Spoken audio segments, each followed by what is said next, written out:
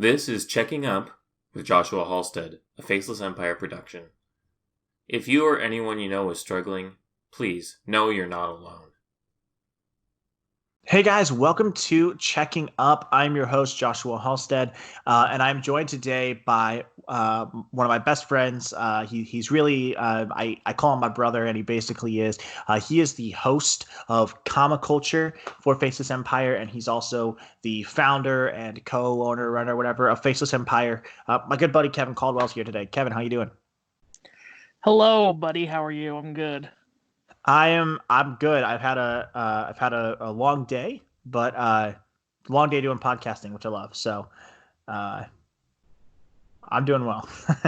Yeah, long days seem to be the norm these days. I mean, we're in the middle of as of this recording, a huge statewide, nationwide social quarantine, but I'm busier than I've ever been. So how does that make sense? Yeah. Well, what's funny is I hear a good mix of people that are either like I'm not doing anything in quarantine, or that are like just constantly going to stay busy. And both you and I are very much the creative type people. So uh, constantly going makes sense for the two of us. So let's jump into it. Let's talk about. Well, I guess let's sort of start here. So you struggle with depression, and I know you had we jokingly call it the emo phase, but a time in your life, to my recollection, when you were in like middle school to early high school, but I could be wrong. But where that was a really big part of you. So can you talk just a little bit about your depression and then that phase in your life? Yeah, man. It's no secret for those who know me that I'm a bigger guy. Bigger being a little understatement. I have a weight issue, and that's always been the biggest stigma of my depression. Is just for lack of a better term, the tropes that come with that, just the looks and the talking this and that, and it's always been a struggle with for me. So middle school and high school were definitely weird because at the same time of being overweight, I was going through puberty, which is no fun for anybody. But if you're overweight, especially, it's just like your clothes start shrinking way quicker than they used to. And I jumped up like 2 or 3 shirt sizes in like a couple years only because I got taller. And everyone thought I was getting bigger because I had to keep moving up shirt sizes. So that wasn't helping anybody.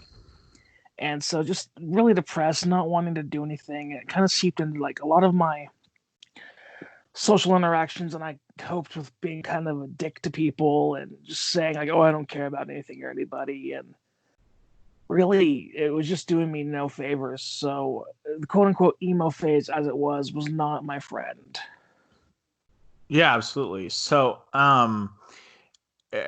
touching on being a bigger guy and kind of the stuff that comes along with that, because I definitely, like I said, we're really close, and so I've definitely like seen that firsthand and seen like how people react and like heard people say just like really shitty things and stuff like that. Like, and it's weird, that it seems like in particularly American culture, like it's just seen as normal to like just say disparaging things about other people's, like not just weight even, but just like to make disparaging comments about how people look.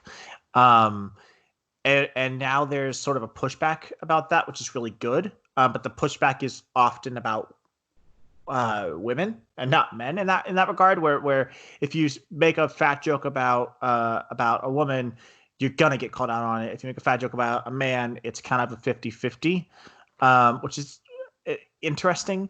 But with that, because I know that you struggle with self-consciousness.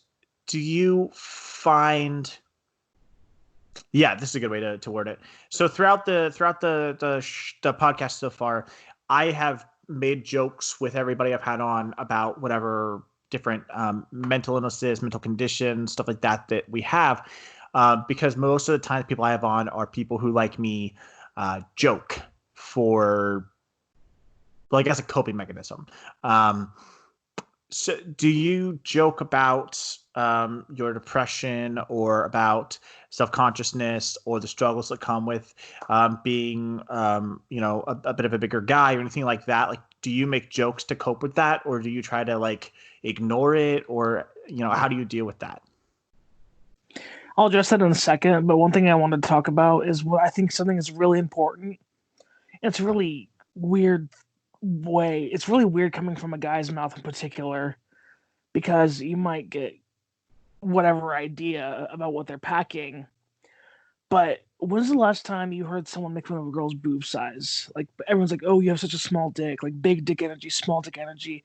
I'm so sick of that phraseology because it's like demeaning. Like, if a guy has less than a perfect package, it's still so totally socially acceptable to bag on them for that. And like I said, without saying, "Oh, I have a small penis," because I'm saying this is a thing. I'm sick of it. And I have friends who are not no names or anything like that, and they're just like tired of the stigma surrounding that. Like, if you have one, you get made fun of for it, and I think that's so stupid. Yeah, well, especially like, I mean, and I think that's a really good way, to address it overall is this idea of just taking on that idea of comparing penis. Like, women don't do that. Like, I have very seldom heard women make fun of the size of guys' dicks. Like, it's always like other dudes going after each other, and not even necessarily based on if they actually know that the person has a small dick or whatever. Like, it's this stigma that's almost entirely created by dudes. And like, I do think men are, especially in like middle school, high school, just awful to each other. And it creates this like culture of shaming each other for your bodies when you're still growing up, when you're still, when you're particularly going through puberty. And so you're growing into your body, and in the midst of that, everyone is making fun of each other's bodies. Is that something like people doing that? Is that stuck with you? Oh, absolutely. And segueing back into your previous topic, I would make my way of coping with things is I make jokes. I never made like dick size jokes, but I've like, oh yeah, like people would say, "Oh, you can just sit on people when you fight them." Like, I'm so sick of that. Okay, if someone's bigger, just because they sit on you doesn't mean they automatically want to fight. So let's just put that to rest right now. But I definitely joke. I joke about how like, oh, I'm so depressed, like blah blah blah, like trying to make light of it in a really dark sort of way. But like, I'll share really nihilistic memes just to like make myself laugh. And everyone's like, "Oh, are you like okay? Are you struggling with stuff?" I'm like, "Dude, if you knew me, you knew that this is not what I'd be posting if I was actually like bad." Yeah. Yeah. I mean, I definitely have a dark sense of humor. I try not to go too dark on my shows and stuff. I definitely have a dark sense of humor. And that's one of the things is I know that you make jokes about like everything all the time. And I'm very much the same way. I mean, to the extent that like I do not consistently, but I do stand up comedy here and there. And I have a joke. I won't do the joke, but basically, like, I have this joke about like people reacting weirdly to finding out that you have clinical depression, or that you have suicidal tendencies and stuff. But the joke literally ends with me like reacting to the thing that people actually say of like, "I'm proud of you for still being alive," where I just straight up, I'm like, calm down. I'm alive because knives are terrifying and guns cost $200. And whenever I do that joke, like, half the audience thinks it's hilarious and the other half is really offended. Like, Dude, that's so true. It's so funny because like the moment you tell someone that you have a mental issue or a mental disorder, they automatically assume 95% of your life. Like, oh, like, are you suicidal? I'm like, dude, I know more people who are depressed and not suicidal than I've ever met that are suicidal. Like, it's a very real and powerful thing to not to be suicidal, but just because you're depressed or have anxiety doesn't mean you automatically think like, oh, I'm gonna die today. Like, I've definitely thought about death, but I've never really thought about inflicting it upon myself. And so I just would like that to also go away. If we're making a list of things, stigmas that should go away, that not all people who are depressed are suicidal. Yeah. Well, and I think, and I agree. I think maybe for me, I don't know that I want to comment on it. I love you commenting on it and keep doing so. Because I'm somebody who not so much anymore, but who has been suicidal or has had suicidal tendencies. It feels ingenuine for me to be like, yeah, that's annoying when like I fall into the group that they're assuming that about correctly.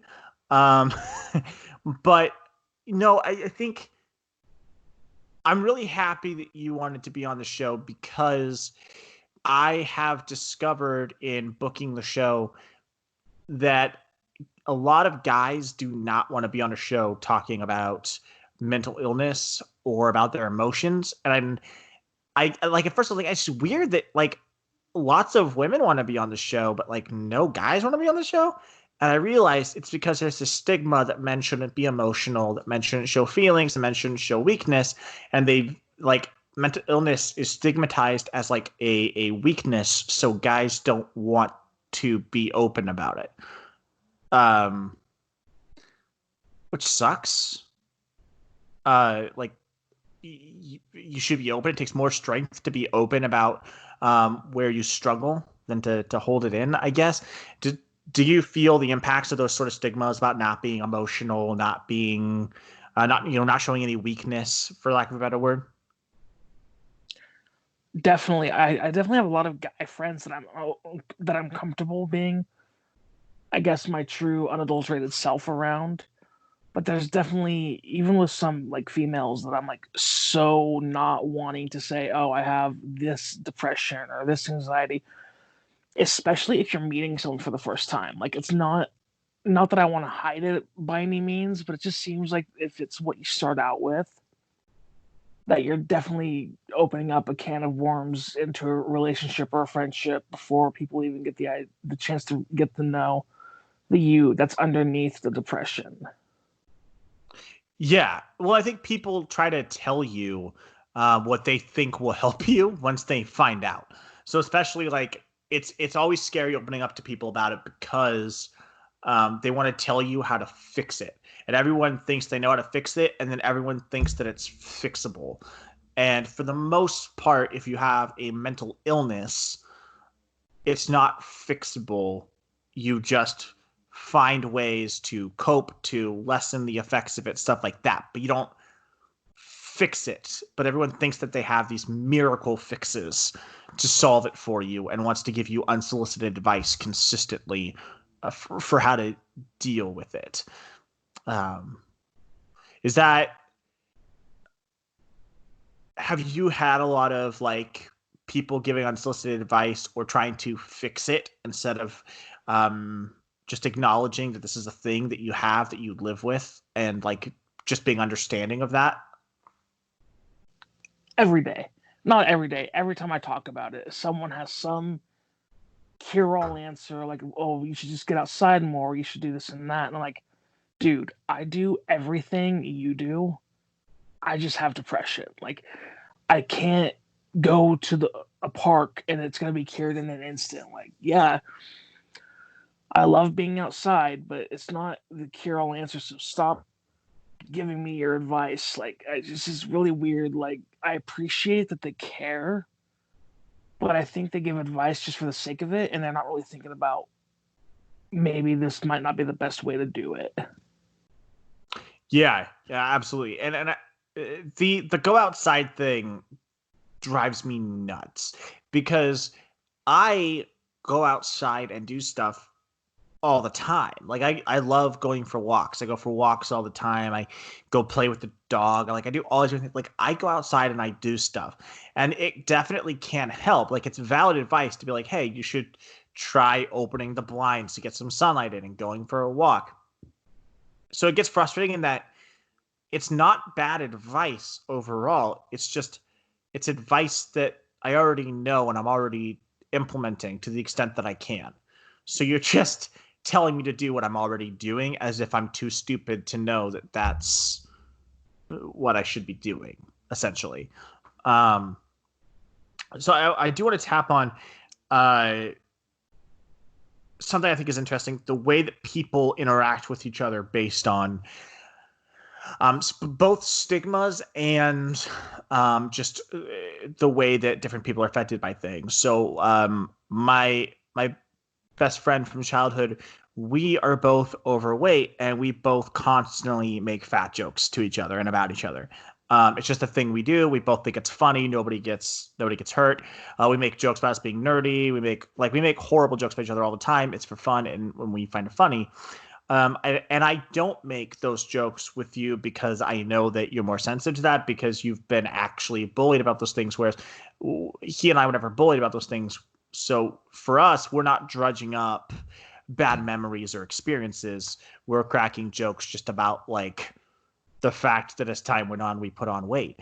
Do you find that people try to shape the way that they talk to you about these things based on knowing you, or do you feel like it's a very impersonal, just this is how they talk to people who have depression or self-esteem issues, and so they just kind of give you a blanket response? I definitely get the blanket response because people who do know me and know about the issues are smart enough to not bring it up, because I'm already well aware of the fact that I'm big. And I don't need someone telling me that I am, because I'll always be like, oh, that's news to me. Is that what's been wrong the whole time? Like, I never knew. Just like, it's one of those things where you just look at me and it's like the first thing that you see. You couldn't look at me and say, oh, he has depression. Like, you look at him and say, oh, he's big. And so people who come up to me and say like this and that, I'm like, dude, you couldn't have picked any other topic to talk to me about first. Like, anything. You had to pick the most blanketed, obvious statement to start out with. Yeah, well, and what's crazy to me is I knew you for years and years and years without even really crossing my mind that you might have any kind of like self-esteem issues or anything. Literally, because in my mind, so Kevin is a couple years older than me. He like ran a concert promotion business and like did all these different things. So whenever I hung out with him, he was best friends with my brother. He is best friends with my brother. And so I would go hang out with them, and it was like I was riding along with the cool kids, and he knew everybody. So everywhere we would go, you would just be like, oh, I know that girl, I know that girl, I know that guy, I know that guy. So you knew like all these bands and all these promoters. You were constantly telling these stories of these adventures you were going on. We'd go through Dutch Bros, and you know everybody at all the Dutch Bros. So I always viewed you as like one of the cool kids, like one of the popular guys. I just assumed you were kind of always popular, and just assumed you like were like always like everyone always loved you. So it was baffling to me the first time that you mentioned that like you felt self-conscious at all, or that people didn't like always treat you like one of the popular kids or whatever, because the thought hadn't even crossed my mind that you would have ever not been one of the popular kids, just because of I guess who you were by the time that I was old enough to actually be like hanging out with you. Was there let's get into a deeper question. Was there a conscious decision at a certain point in your life to sort of project yourself as cool based on like experiences that you could have, to be like, if I start a content promotion business, I'll be cooler. If I, I'll get to meet these bands, I'll make me cooler. I'll get to hang out with all these cool people. I'll get to kind of have these experiences. Was sort of getting into, because you're a scene kid, and so was I, and so is Michael. But was there a conscious decision that if you got into the scene and you did the radio show, and you did concert promoting, all these different things, that it would kind of project outward through material things that you were one of the cool kids? See, it's so funny. I never projected myself as being the cool kid. I was just doing what I like to do, and people projected that onto me.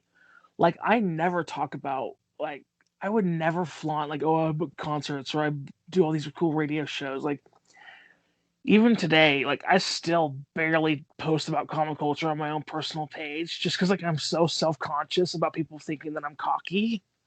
Like, yeah, it's great. I'm really humbled by it, but I've never once projected myself as being quote unquote cool or quote unquote popular or these experiences that people say that I have when I'm like really just living my life, like doing what I want to do for fun. And apparently that's cool to other people, which is cool, I guess. So I just, it's so funny when people are like, oh, like you must have so much fun doing all this. Like, do you like telling people? And I'm like, no, I hate telling people. If they ask me, that's fine. But I've never once been like, oh, look at this thing that I'm doing. Like, I'm so cool. I'm so popular. Like, it's never been me. See, I am not in the whole thing, but in part of it, I'm almost the opposite because I very much am I will tell you about the things that I'm doing off cuff because I fixate on whatever is going on in my life and I just have to talk about it. It has nothing to do with ego. It's just I have to talk about whatever's going on in my life. Like it gets stuck and it's like on repeat, which is its own mental thing. But when somebody starts asking me, like it's really interested and starts asking me about my podcasts or about books that I'm writing or things like that. Do you like totally shut out? Yeah, like I get really Dude, uncomfortable. Me too.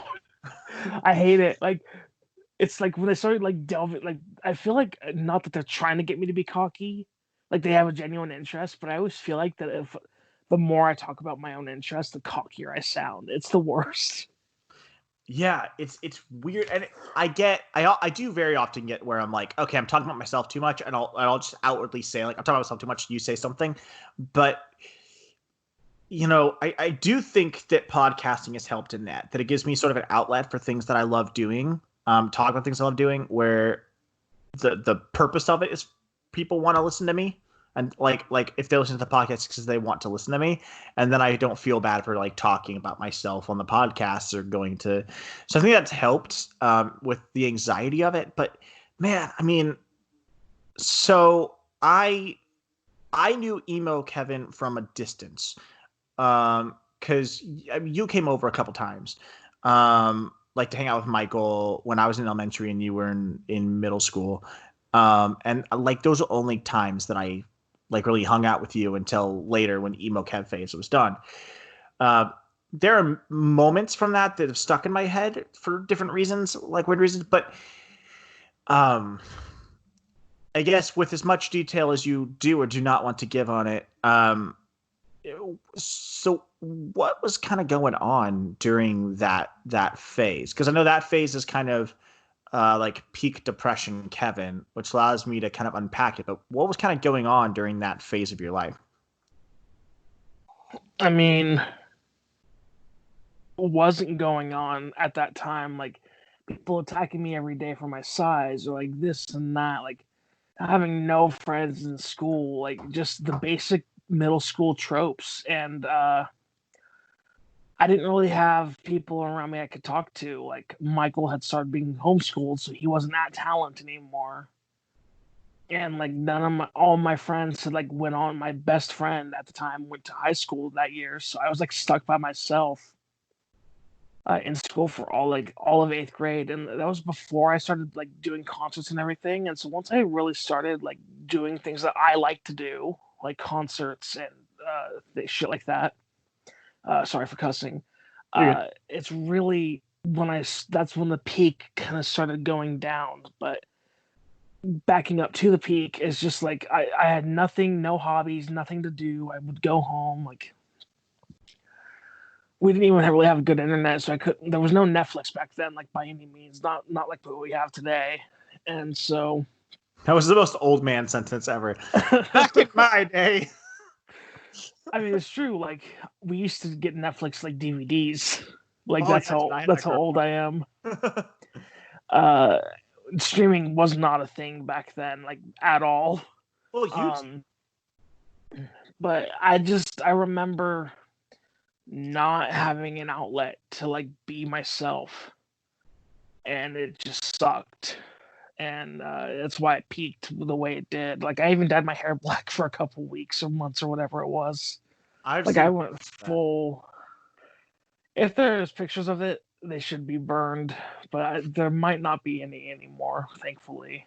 I just know you showed me a picture of it to show me. Okay. Once.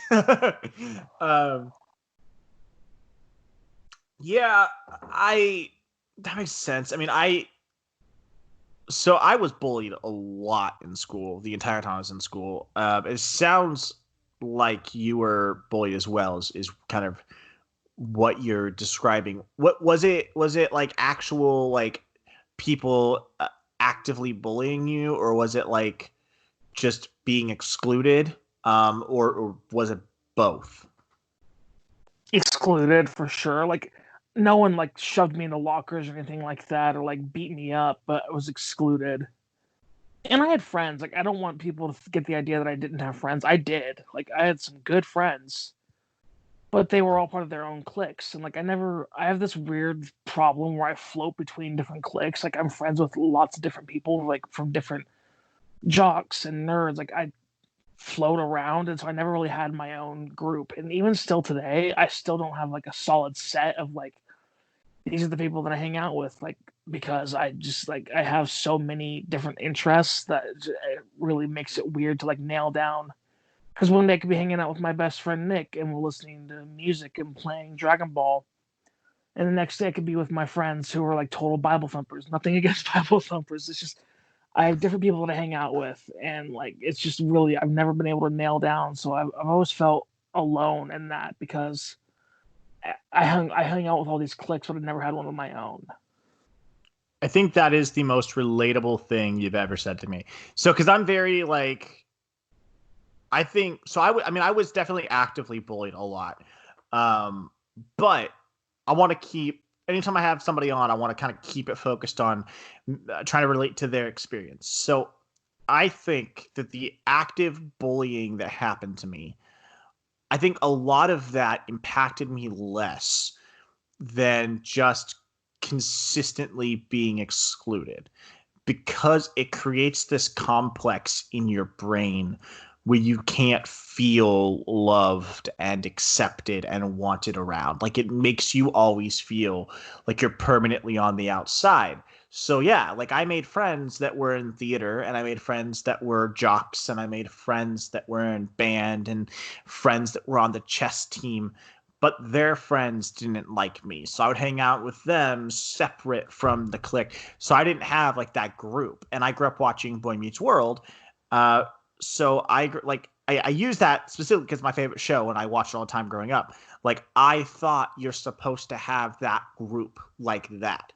And if you didn't, you were weird or unloved. And it created that sort of experience of going through school, technically having a lot of friends and always feeling excluded because I didn't have a clique or a group. So for me, I definitely like I connect to that, and that I definitely still have a very strong, like I think one of the biggest sort of mental struggles that I have still that I have not been able to make a whole lot of progress on is that I generally just can't really feel loved or wanted or accepted. Does that this is it's getting a little more serious. Do you have any struggle with like that feeling being left over because of being excluded in school? Oh, hands down, it's the worst. Like it's so bad. Like I don't really talk about this, but I'm like emotionally stunted. Like I have a hard time accepting love. Like that might sound weird. Like I have no problem like shedding out like gifts or things for my friends, but I can't take it in the same way. Like, and people always think that I don't care about them if I don't react a certain way to what they say, but I'm just not used to them saying it, or I'm not used to people saying it to me. So it's really almost a new experience. Like every time someone says like, "Oh, I care so much about you," I'm like, "But why? Like why?" I always question it because like I wasn't used to that environment in school, like from my peers. Yeah, family said it, but that's way different than like some person that you see once a couple times a week for school for however long. Yeah, And there was something else that you brought up about the hopping between groups and you never felt accepted by any of yeah, them. And it's just so true. Like, and I would want to get the point across. I did have friends in school. Like, I'm not saying I was alone. I was a loner, but I wasn't it's really hard to. I had friends, but I wasn't like alone all the time. I just felt alone because I could never fit in with one certain group, like as you were talking about. Yeah, well, and I think, and this isn't to say anything bad about those friends that I had, but I'm wondering if you kind of had the same thing where, like, I had a friend in middle and high school that I met doing basketball in 7th grade, and he was the literally through middle school and high school, he was the star basketball player, the star football player, the star of the track team. Like, he was every sport, really popular.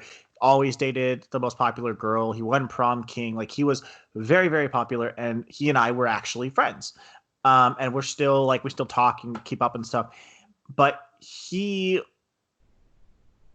hit all of his friends, all the most like they all hated me. And so I would hang out with him, like I'd talk to him at school and stuff, and he would talk to me, we'd have these conversations, and then his friends would come up and they'd just start like making fun of me. And basically, like, he would try to stop them and be like, hey, stop, that's not cool. And like, but there was only so much you could really do. And so it was like, it's great to have this friend, but at the same time, all his friends hate me.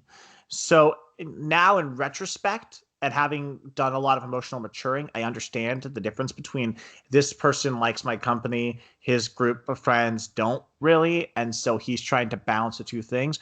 But in my head, it wasn't just him, by the way. It was with all my friends and all my different cliques. I'm just using this as an example, but I would leave those situations feeling like when those people came up and started to tease me, and then I would leave, but I walk away, I would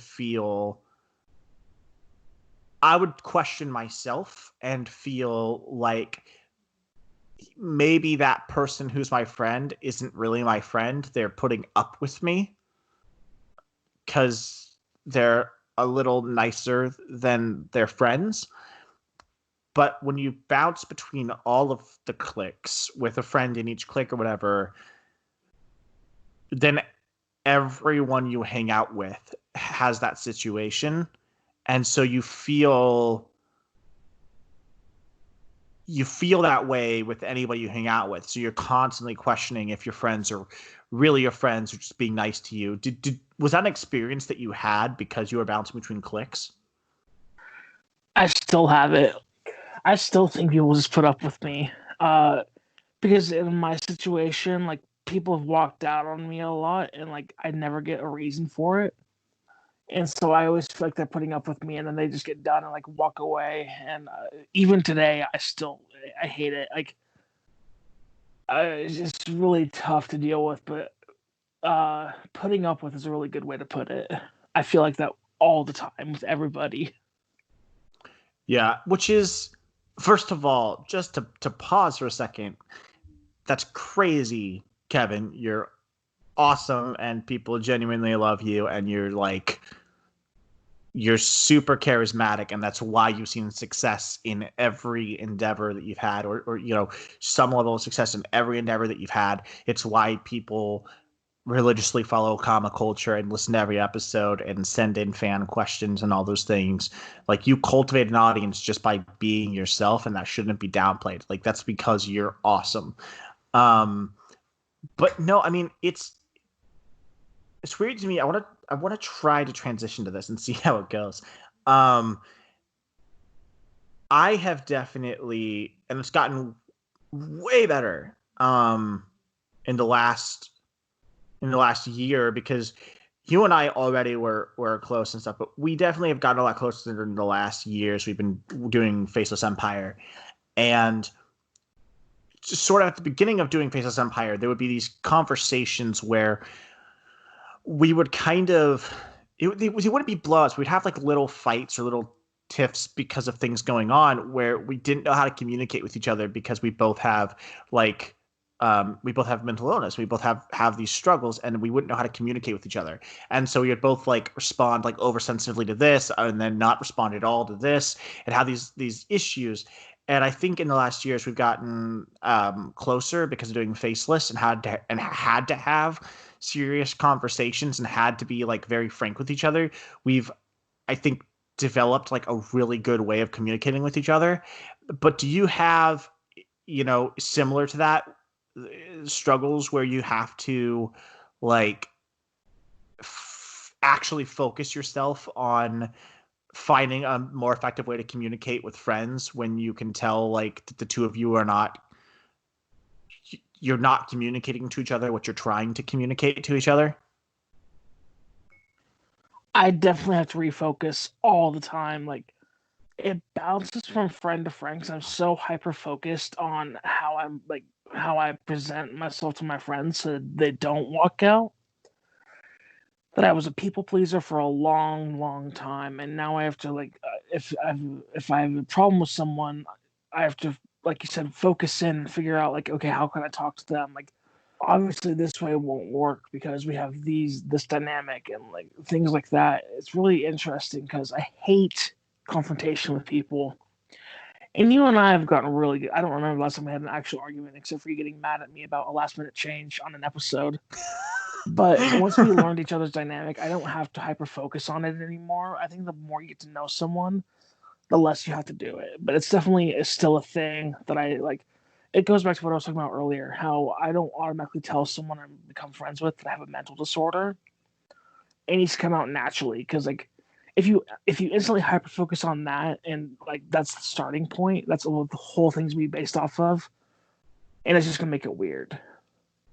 Yeah. I think I for a very long time would start friendships with like I would want to tell people who would be potential friends like, hey, I have a mental disorder, and explain it to them so that they wouldn't like judge me if I started acting weird. And I realized that all it really does is like prepare them to be paying closer attention to me doing weird things and like create a weird dynamic in the relationship. But yeah, I mean, and that's a thing though, is, I think at the same time, the closer you get to people, the more comfortable you are with that dynamic to the like in the extent that that now if you and I have a disagreement or we get into a tiff or whatever, my brain doesn't like well that was going to be a lie. I was going to say my brain doesn't jump to like, oh, I just lost a friend. It does, it always will with anybody, but it very quickly autocorrects itself now. Like before I even respond to the conversation, my brain will autocorrect. Like, now stop. You're overreacting. You've been friends with Kevin for a very long time. If none of the other stupid crap you did ended the friendship, this won't. Do you find like obviously like dynamics get better over time in general, but do you find that over time you get to where you don't worry as much about friends walking out on you if you've been friends with them for a long time? Or yeah, so I guess it's a two-part question.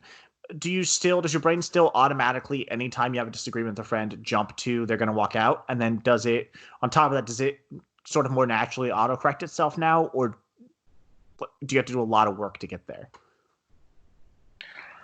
Definitely not so much these days. I don't automatically jump the gun on things like I used to. But what was the second part of your question? Yeah, so because like I guess I'm trying to think of the best way to word it. I get lost in the conversation sometimes. Like, so do you have to work on sort of not panicking, I guess, when you get in fights with friends or have disagreements with friends? Do you have to like do internal working to not have a panic attack? Or has it subsided enough where you're comfortable with the people that are your friends enough that that's not an issue? Oh, definitely. It's kind of a two-part answer. On the one side, if we have like a huge argument, I still like get that anxiety. But if it's like one of my best friends and like we get into a little argument, it's gonna pass. And if it doesn't, like I know there's people well enough that they would tell me they had a problem, so I don't have to worry about it that much anymore. It's still always in the back of my head a little bit, but definitely not the forefront. Yeah, no, that makes sense. And I'm very like, I don't like confrontation, but I don't shy away from it. Like I'll very much like, if somebody upsets me, I'll just tell them, like, you upset me, this is how. Not to say it's always logical or warranted, but like if somebody upsets me, I will just tell them, you upset me. And why. Which I think is, when I was younger, I couldn't articulate what was going on very well. And so I just did it to clear up communication errors.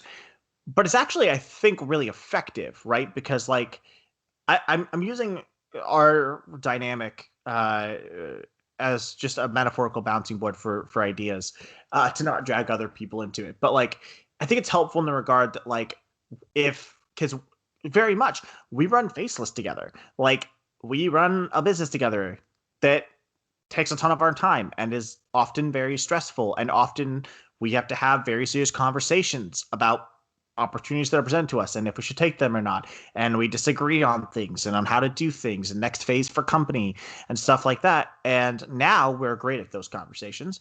But like I said, when we first started, it was difficult. But the thing is that especially now, if I have an issue with something, or if I'm like, this is getting too much for me, I'm too stressed out, I am now completely comfortable being like, Kevin, this is too much for me. We have to change something here. But I also now did a lot of work to not be a dick about it, because I definitely feel like, especially at the beginning of working on Faceless, like I very much would try. I wasn't trying to be a dick, but I wouldn't like think about the wording. So just be like, hey, this isn't working, fix it. And it would just like lead to so many fights. And I think it seemed like we both for a long time didn't want to confront each other about things, so we would hold it in and then we'd get in fights over things that there was not really a reason to fight over. But I definitely think like just outright being like, hey, this is upsetting me. Something like there has to be a dialogue about this, is really helpful. Do you think, because we've both gotten better at that, at least in our dynamic, about like if something is going wrong, like we've gotten better at communication in general, but especially if something's going wrong, both of us are comfortable enough, it seems, to just kind of be like, hey, this isn't going right. What do we need to do to fix it? Have you found it to be helpful with that social anxiety to be able to like, especially with me and Michael, just kind of very quickly just be like, hey, this isn't how it's supposed to be, what's going on, and be kind of very upfront and direct? Has that been helpful with the anxiety? Well, with Michael, it's easy. I can just tell him that he sucks at whatever he's doing and he'll fix it. With you, it was weird because you do so much. For those who are unaware, Josh does all the editing for the program. I would be lost without him. He makes me sound very beautiful, or as beautiful as I can sound. And I have a particular way, like I hate listening to myself, so I rely on Josh to do it for me. And I'll be like, oh, I think this happens here, making him go back and like listen. And so I'm definitely a lot more comfortable doing it now than I used to be.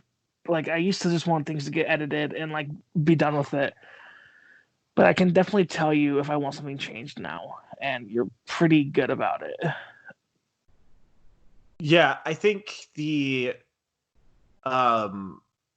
guess we've shifted to kind of the we've actually naturally transitioned to talking about to the tips and tricks section, right? Because in every episode, I want to kind of give people like, hey, here are some positives that revolve around this, right? Like things you can do to make it better. And yeah, I think that specifically our dynamic as we've been working on Faceless is a really good metaphor for it, because we both have social anxiety and both don't like confrontation and stuff. The best way to not have like confrontation is to just politely be like, hey, thing.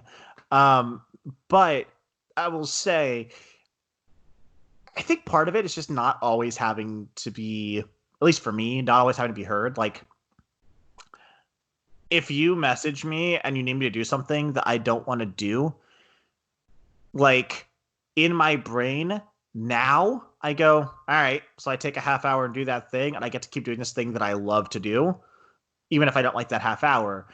And so, like, there's no point in me responding with, like, I don't want to do that, and like, complaining about it when I'm going to do it either way. And What was the last time that happened? I mean, I tease you, I guess. Well, because Saturday, the last 2 weeks, you've messaged me at 3 a.m, be like, oh, by the way, today's episode. With my anxiety, I forget shit, and I forget until the very last second, and then I start freaking out, oh, this needs to be happening, this needs to be done. It's a really bad thing. Not just with you, but I legitimately forget if I have to tell someone something, and it causes me anxiety because once I wait too long, I'm like, okay. It's 3 a.m. on a Saturday. I'm going to be asleep when he's doing this, so I need to just message him right now before I forget. No, and it's become natural. I've just gotten used to it. So it's just I just check my phone, roll my eyes, go back to sleep, and then deal with it when I wake up. But, but no, but genuinely, and the last couple Saturdays, the stuff that you've wanted me, the TLC on the episodes, is fine. It doesn't I don't care about that. I enjoy doing the editing on it. It's just more of it oh, cool, 3 a.m. on Saturday. But the reality is it's worth the 30 seconds of waking up at 3 a.m. and not wanting to be awake at 3 a.m. and going back to bed for oh yeah, I'm a producer on a awesome radio show that I really believe in, and I get to run this company that I really love and believe in, and that allows me to do these podcasts that I love to do and that help to balance my mental health. And so a big part of what has been so great about Faceless Empire for me is the ability to teach my brain to barter with itself, to teach my brain to kind of just go hey, this thing that is annoying you is going to take a few minutes, and it gives you all of this. And training myself to view not just work and not just Faceless Empire that way, but to view life that way of when something shitty happens, or something comes up last minute, or I don't want to do this thing right now, or I don't feel like that right now.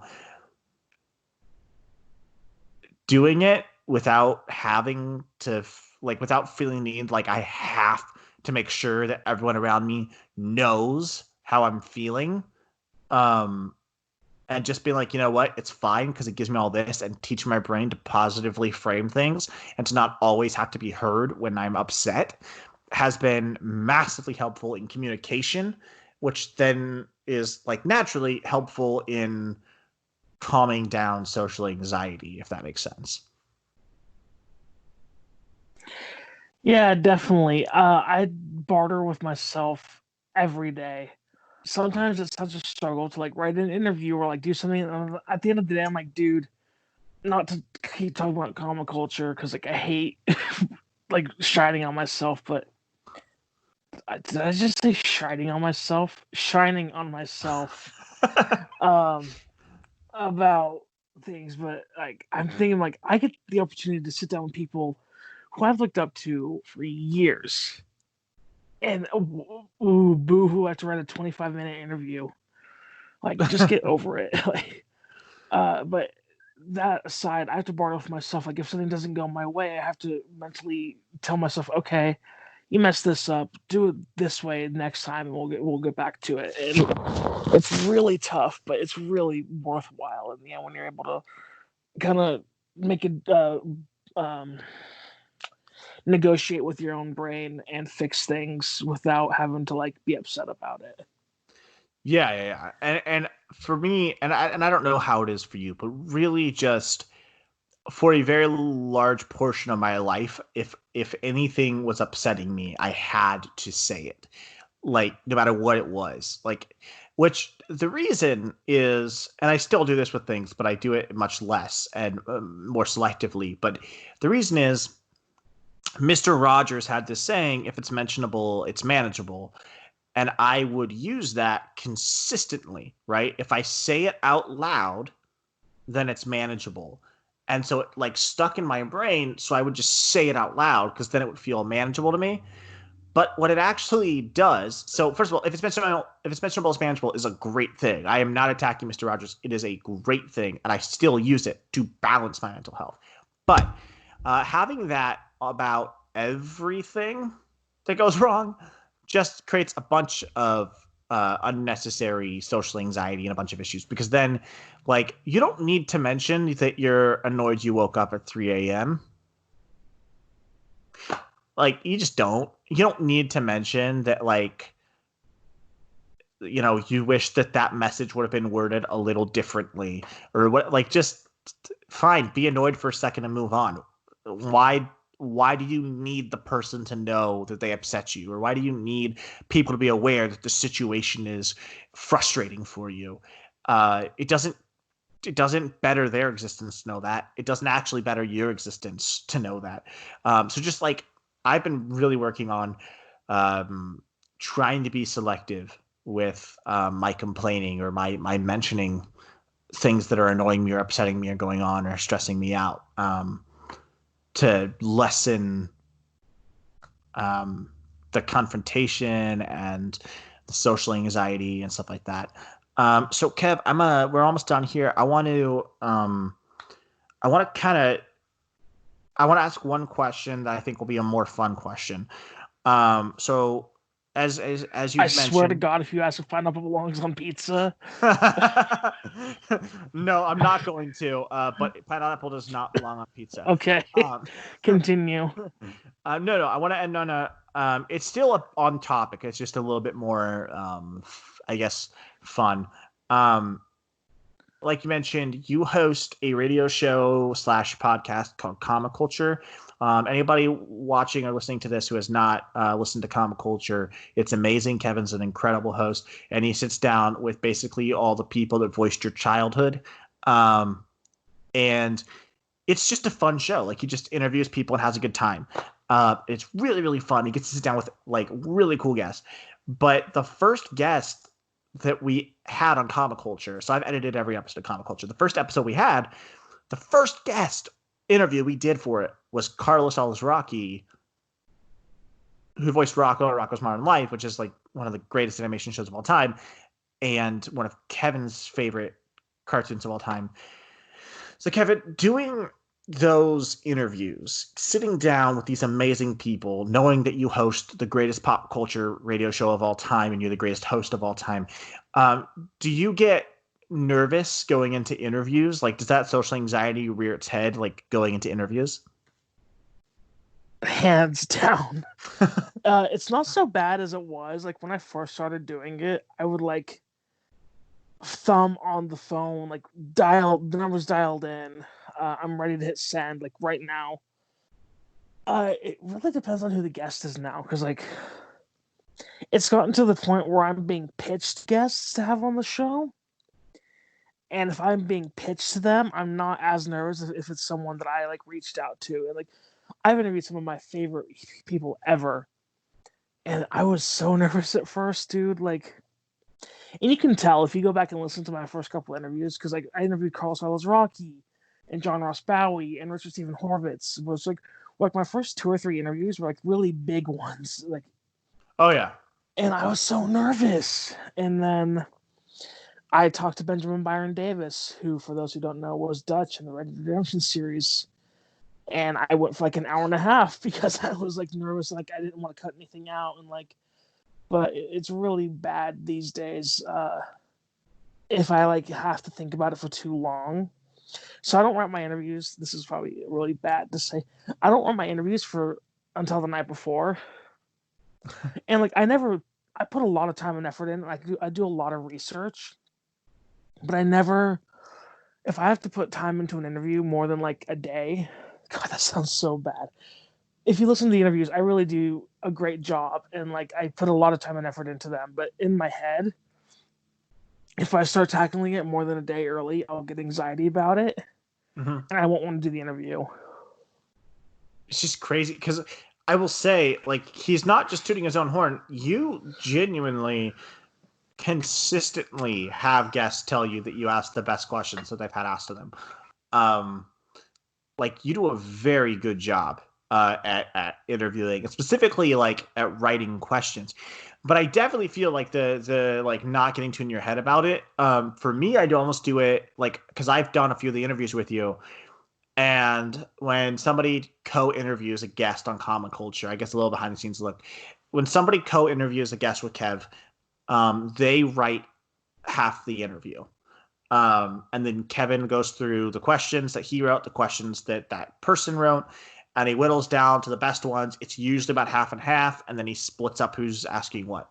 And there's a script for it and stuff. So I do it less now just because I have so much going on. I don't have time to interview as many people. But first of all, I interviewed a few people with him, and it was happening more often because I would just specifically be like, I want to interview this person with you. But past that, I was also helping Kevin write some of the interview questions for once I wasn't on. He was doing 99% of the work. I don't mean it like, oh, I get credit for it. But I would like pitch questions and stuff like that. But I realized it on, I think it's the last interview I was on with you. We interviewed Bill Daniels from Boy Meets World, which is my favorite show. And Bill Daniels played Mr. Feeney, who is this character that I looked up to and admired from basically the age of like 3 or 4. And we had to write out the interview, and we knew it was going to be a longer interview. So we were like, let's give it more time. Let's have a long interview. I could not write the questions until the day before because when I thought about it, I suddenly wanted to ask 4,000 questions. Like there were all these things that were coming up. Like I just, and at a certain point, I was like, no, this isn't healthy. I have to get away from it and then start fresh the day before, pump out the questions, and then send them to Kevin and not touch it anymore. Yeah, you nailed it. Like, dude, I cannot write any sooner than the night before. Because 1, I'll go for an hour and a half. 2, I like overthink my questions, and 3, like I get into my head, and I'll have to go back and rewrite it. So I literally write the interview and then I print it and then I delete the file. Delete the file. I mean, I don't delete them. Like I just like close the tab. Like I can't go back. Once I printed it in my mind, it's done.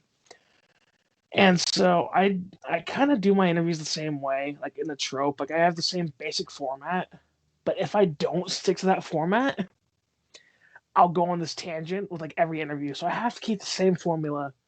We do intro, we do this, we do fan questions, we do the end. And oh gosh, like once I started like putting things in order like that, have you noticed that the interviews have gone way down in length? Because I would jump back and forth between different subjects, and like it was so bad at first, but now that I'm like concise with everything, I'm way better about it. Yeah. So first of all, the interviews haven't just gone down in length. The interviews are legitimate. So when we first started Faceless, you guys are getting the audience getting a lot of behind the scenes, but I think that's fun. I think it'll be a fun thing for them. When we first started doing Faceless, the first thing that was up was ComiCulture. And then I started a podcast. It's a shorter podcast that was a non-guest podcast. And I would do that, and that would take me, half a day to research, record, edit, upload. And most of my time was going to ComiCulture. And there were longer, there were long interviews and everything. But I would not listen to, which is not news to Kevin, I would just not listen to a lot of the interviews. If an interview came in, Kevin would write down as he was interviewing if anything went wrong. And he would tell me, and I would go through and I would edit those things out.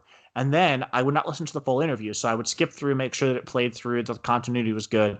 And then I'd edit the audio, the intro and outro. I would change the EQ levels to make it sound better, to give more bass to voice.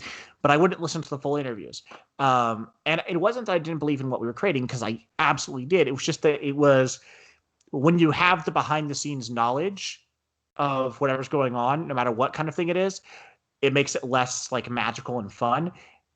So I would know everything that happened in the interview ahead of time from talking to Kevin. So it didn't like I knew what happened in the interview. I didn't need to listen to it. Now I actually listen to like all the interviews, because it's not just that they've gotten shorter and stuff like that. Like the interviews are genuinely more interesting and better done than most of the ones that you would see on TV. Like it's a lot more thoughtful questions, and I like that there's not which is true of most podcasts. But a lot of the time when you watch like TV shows where they do interviews with celebrities and stuff, they rehearse everything they're going to do before they record it. So you're not getting fresh, genuine reactions, all that stuff. It's all very rehearsed. But you ask really insightful questions, and it's all just on the spot for their answers. And you've really found a really good groove for doing that. So yeah, it's not just that they're shorter, dude. I mean, your interviews have gotten way, way better. And now I would genuinely stack the interviews you do up there with the best interviews out there with celebrities. But it's good to know that I'm not the only one who still gets nervous talking to celebrities, because. But dude, it's so funny that you bring that up because what was I even gonna say? Dang, what was I gonna say? Oh, this is cool. What were we talking about? How they're streamlined and how they're better. Oh yeah, how they're on the spot and like not rehearsed. I've only had to send my questions in advance 3 times. No, 4 times. And 2 of the times were just like the basic outline of like what we're gonna be talking about, like so they can get an idea. But I think it's gotten to the point where they like that they're not going to know the answer. And like, there's a current situation where I had to pre-record my questions and send them, and the person's going to pre-record their answers, which is that would be the 5th time it's ever happened. But out of like, oh God, 115 interviews now, only having to send questions in advance and really rehearse things 3 or 4 times is really weird and like unusual. Yeah. I think that the way that ComiCulture is done, obviously the way we do ComiCulture, and I will take credit for about 33% of ComiCulture being good. But this part's all you. Your formatting for ComiCulture and for interviewing is phenomenal. And you're very different in the way you do it than I am. Because I structure, as I'm sure you can tell from being on my shows, any show like this where I have guests on, I structure it the way that Joe Rogan and Dak Shepard do their podcasts. Like I'm very much like, let's talk 50-50. Like, let's just have a conversation with the general idea of what we're talking about and have fun. Whereas you very much structure out everything you're doing and every question you're going to ask and like 90% of your responses, but it creates this really good place to get really in-depth, insightful answers for the people you're interviewing, where they're sort of uninhibited by all the other things and they can just talk. And then you also always tell them like, hey, just talk. Anything you don't like, I can remove, I can edit. Like I think you get really genuine and insightful answers about topics that often other people can't get those kinds of answers regarding. So I really respect that, and I'm really happy to be a part of the Faceless Empire family. We have sidetracked for a while. We're gonna go ahead and we're gonna cut the show here. It's been great. Thank you so much for coming on, man. Yeah, man, this was a lot of fun. It's weird having the tables flipped on me. And being the interviewed person. I feel like I was a lot more relaxed during this than I would be during a ComiCulture interview because I didn't have to think about what I was saying, even though I totally did. I didn't have to think about it in advance. Like it was really relaxing not having the questions in front of me. Like I would have probably gotten into my own head 1,000 times by now if I knew what you were going to ask in advance. So this was fun. And that's why I don't even write down questions for what we love about horror, or sorry, for why we love horror. I do. But I have them memorized. I ask the same 7 questions as jump off points, and I have them memorized. I refuse to look at questions while recording. But all right, man. Thanks so much. Thanks for listening, guys.